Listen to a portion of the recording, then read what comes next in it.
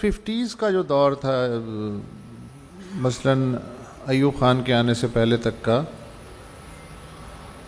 اس میں جو جن پہ جبر ہوتا تھا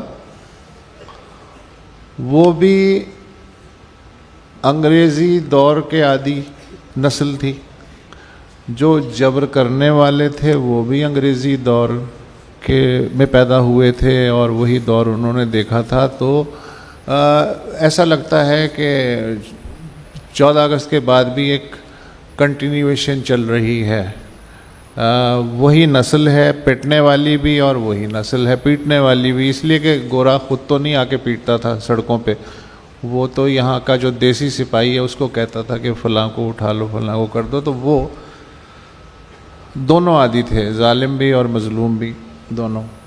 اور پھر جب ایوب خان آئے تو ہمارا بھی تجربہ نیا تھا اور ان کا بھی تجربہ نیا تھا، تو ظاہر ہے کہ ہماری بھی سمجھ میں نہیں آ رہا تھا کہ یہ کیسے حکومت کریں گے، اور ان کے سامنے بھی کوئی ساؤتھ ایشیا کی حد تک ماڈل نہیں تھا، اس لیے کہ مارشل لا پہلے ساؤتھ ایشیا میں کبھی لگا نہیں تھا۔ امرتسر میں لگا تھا جلیاں والا باغ کا جب قتل عام ہوا تھا، اس کے علاوہ ہمیں کوئی ایسی تاریخ نظر نہیں آتی مارشل لا کی، تو ان کا لیے بھی بڑا مشکل تھا کہ کرنا کیا ہے، آ تو گئے۔ تو پھر یہ ہوا کہ چونکہ اندازہ نہیں تھا، تجربہ نہیں تھا، تو انہوں نے کیا کیا کہ جی فلاں فلاں اخبار جو ہے وہ تو بڑا کھل کے کام کر رہا ہے، تو انہوں نے کہا کہ اس پورے ادارے کو ہی اٹھا لو، بجائے اس کے کہ اخبار بند کرو پروگریسو پیپرز کو ہی اٹھا لو۔ تو امروز، پاکستان ٹائمز وغیرہ جو بھی تھے وہ اس جال میں آ گئے۔ اچھا، صحافیوں کی جو نسل تھی اس وقت بھی، اور بلکہ یہ نسل 80s تک زندہ رہی، وہ وہی تھی جو جس نے 47 یا 47 کے فوراً بعد کا دور دیکھا تھا، تو وہ تو مزاحمت کا کلچر دیکھ چکے تھے۔ 1942 کی کوئٹ انڈیا موومنٹ، ان ہو سکتا ہے اس وقت 15-16 سال کے ہوں، کب کے ہوں، تو ان کے لیے جو مزاحمت کرنا ہے یا پتھر مارنا یا پتھر کھانا یہ کوئی ایشو نہیں تھا۔ تو وہ نسل جب تک 80s تک رہی اس نے ویسی ہی مزاحمت کی، جیسے ہی قوانین آتے تھے تو وہ اینٹ مارتے تھے، تو ہماری طرف سے اگر اینٹ نہیں ہوتی تھی تو ڈھیلا ضرور مارا جاتا تھا، یہ ہمیں ہے کہ مزاحمت ضرور ہوتی تھی۔ اور اکیلا صحافی نہیں مزاحمت کر سکتا، وہ تو اس زمانے میں سائیکل پہ بیچارہ گھومتا تھا یا جوتیاں چٹکھاتا تھا، اور رپورٹر مارے مارے پھرتے تھے، کوئی خبر مل گئی نہیں ملی۔ ان کا حوصلہ بڑھایا تھا ان کے ایڈیٹروں نے، ان کے پیچھے کھڑا ہوتا تھا ایڈیٹر کہ تو یہ کام کر کے آپ میں دیکھ لوں گا۔ تو اس کو ہوتا تھا کہ میرے پیچھے کوئی کھڑا ہے، تو وہ کھڑے ہونے والے کون لوگ تھے؟ الطاف حسین تھے، ڈان کے ایڈیٹر تھے، یا فیض احمد فیض تھے، یا مظہر علی خان تھے، یا پھر آخری حد تک احمد علی خان، ان لوگوں کو آپ دیکھ لیں۔ جیسے وہ تھے چراغ حسن حسرت، چراغ حسن حسرت میاں افتخار الدین نے ایک پارٹی قائم کی، میاں افتخار الدین کے امروز کا ایڈیٹر چراغ حسن حسرت۔ تو میاں صاحب نے شکایت کی، مالک نے ایڈیٹر سے، کہ میاں صاحب اپنا حسرت صاحب، اب ہم اتنے بھی برے نہیں ہیں، ہماری پارٹی بھی تھوڑا بہت تو کچھ کر رہی ہے، اس کی تو کوریج کر دیا کریں کم از کم اپنے اخبار میں۔ تو آگے سے ایڈیٹر کیا کہتا ہے؟ کہتا ہے جب واقعی کوئی ایسی ایکٹیویٹی ہوئی جو کوریج کے قابل ہوئی تو خبر بھی لگ جائے گی۔ یہ صورتحال تھی ایڈیٹر کی اور مالک کی، اور یہ 80s تک ڈان میں یہ کلچر ہم نے دیکھا ہے۔ تو پھر وہی جو انگریز کے دور کی عادی تھی نسل، اس کے بعد جس نسل کی اس نے تربیت کی وہ اس قابل ہوئی کہ وہ ضیاء کے کوڑے کھا سکے۔ اس کے بعد سے ہمیں کوئی آثار ایسے نظر نہیں آتے کہ کوئی اس نے کوئی تھرڈ جنریشن کے لیے بھی کوئی اثاثہ چھوڑا ہو۔ ضیاء کے زمانے میں صحافیوں کے دو گروپ بن گئے تھے، لیفٹ کا اور رائٹ کا، وہ ہم کئی دفعہ گفتگو کر چکے ہیں.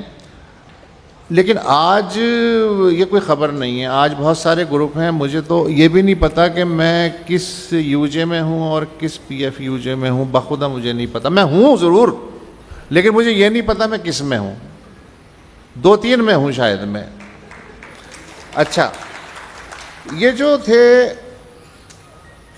پہلے صحافی کا مخالفت ہوتا تھا کہ یہ رائٹ کا ہے یہ لیفٹ کا ہے، ہوتا تھا جیسے باقی معاشرے میں تقسیم تھی، ہمارے یہاں بھی تقسیم تھی.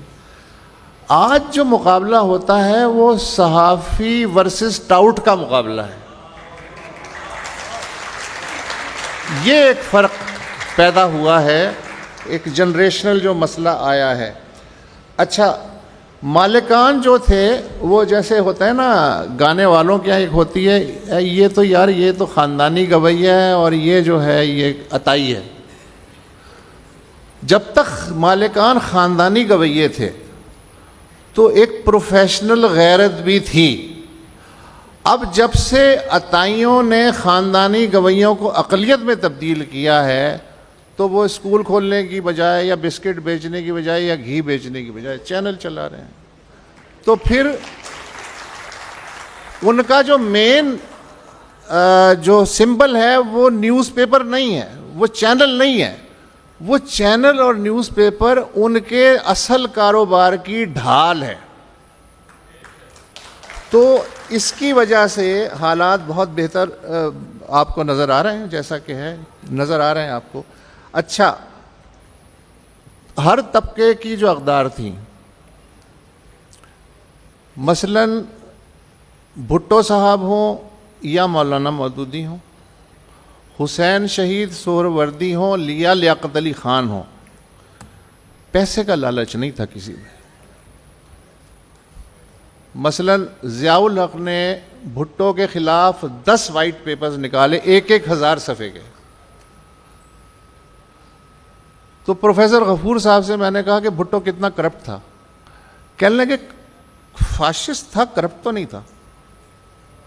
تو میں نے کہا کیا مطلب؟ کہنے لگے اگر واقعی فائنانشل کوئی گھپلا کیا ہوتا اس نے تو ضیاء 11واں وائٹ پیپر بھی نکال لیتا. تو میں کم از کم میری حد تک یہ ہے کہ بھٹو صاحب جو ہیں وہ پیسے کے معاملے میں کرپٹ آدمی نہیں تھے. کیا آج ہم اس یقین کے ساتھ کسی کے بارے میں بھی کہہ سکتے ہیں؟ تو پھر یہی چیز جو ہے ہم لوگوں میں بھی آ گئی ہے. اب پریس کلب میں پارکنگ کو جگہ نہیں ملتی. پہلے ہم لوگ حسرت سے دیکھتے تھے 40 سال پہلے، یار 2 ہی گاڑیاں کھڑی ہیں، ہماری قسمت کب بدلے گی. تو یہ حالات ہو گئے بھائی. پہلے جو بھی میڈیا تھا وہ اسے سرکاری میڈیا ہی سمجھ لیں. آدھی صدی پہلے جو بھی تھا، پرائیویٹ ادارے بھی تھے لیکن وہ بھی ظاہر ہے اسی بریکٹ میں تھے. سرکاری میڈیا کا ہی راج تھا اور چل رہا تھا معاملہ. لیکن آج ایک بات سمجھ میں نہیں آتی، جب بھی اسٹیبلشمنٹ یا حکومت کے حالات خراب ہوتے ہیں، چینلوں کو اشتہارات کی بھرمار شروع ہو جاتی ہے. اور اس موقع پہ مجھے اس موقع پہ مجھے حضرت علی کا ایک قول یاد آ رہا ہے کہ جس کتے کے منہ میں ہڈی ہو وہ بھونک نہیں سکتا.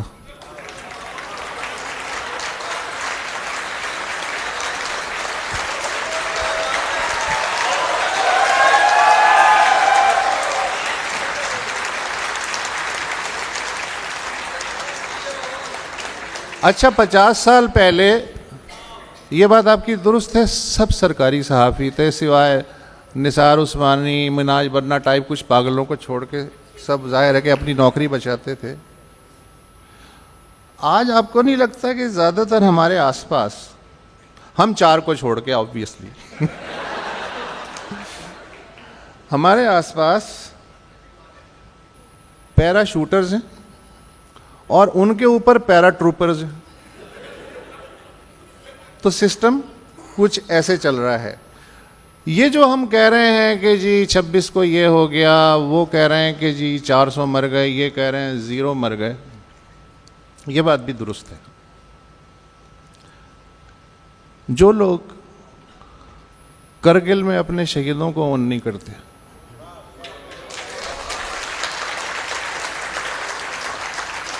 ان کے نزدیک آپ اور مجھ جیسے سویلینز کی کیا اوقات ہے؟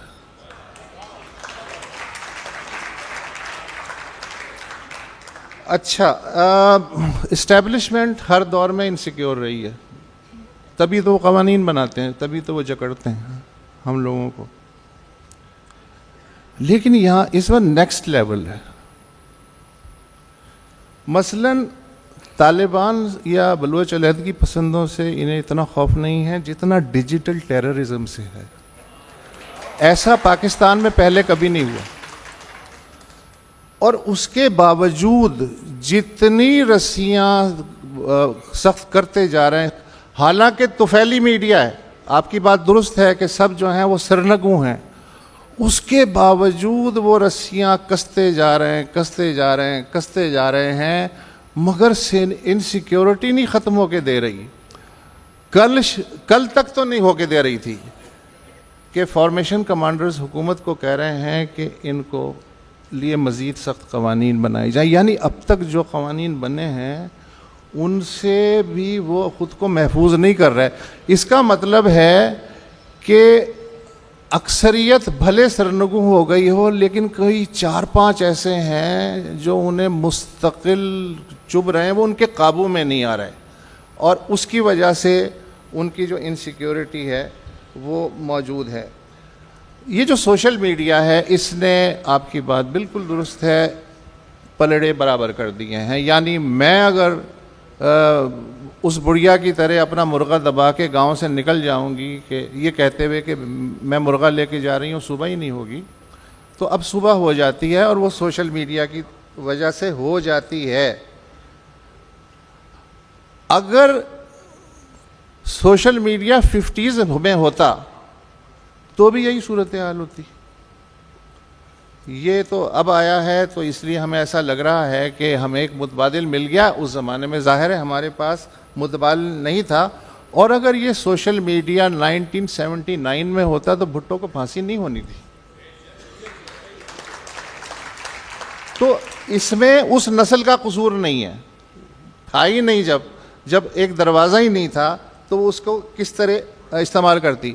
دوسرے، انہیں ایک اور سہولت بھی حاصل تھی، کفر کے فتوے لگتے تھے، تب بھی لگتے تھے، لیکن ان پہ فرقہ پرست بھیڑیوں کی طرح چھوڑے نہیں جاتے تھے۔ اب یہ خوف ہے، ہم سے زیادہ معاشرے کے دیگر طبقات کو یہ خوف ہے۔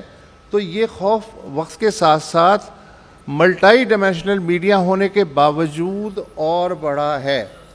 اچھا، اس زمانے میں لفظ ٹرولنگ کسی نے سنا ہی نہیں تھا، اب ایک آدمی کے پیچھے کتے لگ جاتے ہیں۔